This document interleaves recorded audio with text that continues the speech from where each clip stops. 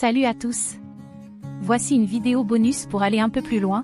On va explorer ensemble comment convertir en binaire les nombres à virgule, et surtout comment gérer les nombres négatifs.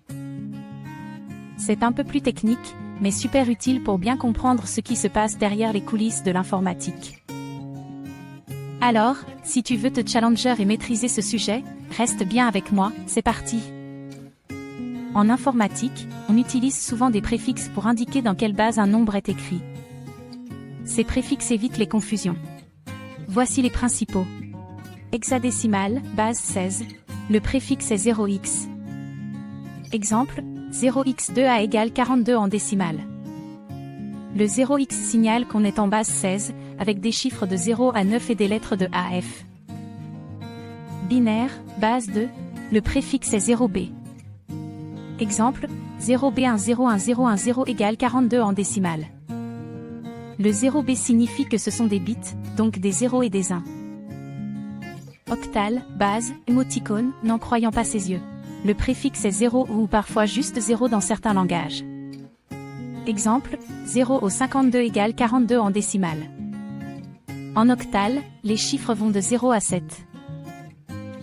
Donc, si tu vois un nombre avec un préfixe, voici comment le lire. 42 décimales.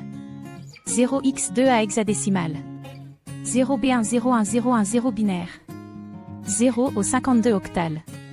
Ces préfixes sont indispensables pour bien comprendre les bases en informatique. Qu'est-ce qu'un entier signé et non signé?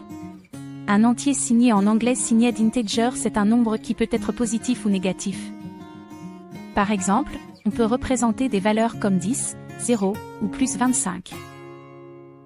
Un entier non signé unsigned integer ne peut être que positif ou nul. Donc 0, 1, 2, jusqu'à une certaine limite, mais jamais de valeur négative. Prenons un exemple simple sur 8 bits. En non signé, on peut représenter des valeurs de 0 à 255. En signé, on peut représenter des valeurs de 128 à plus 127.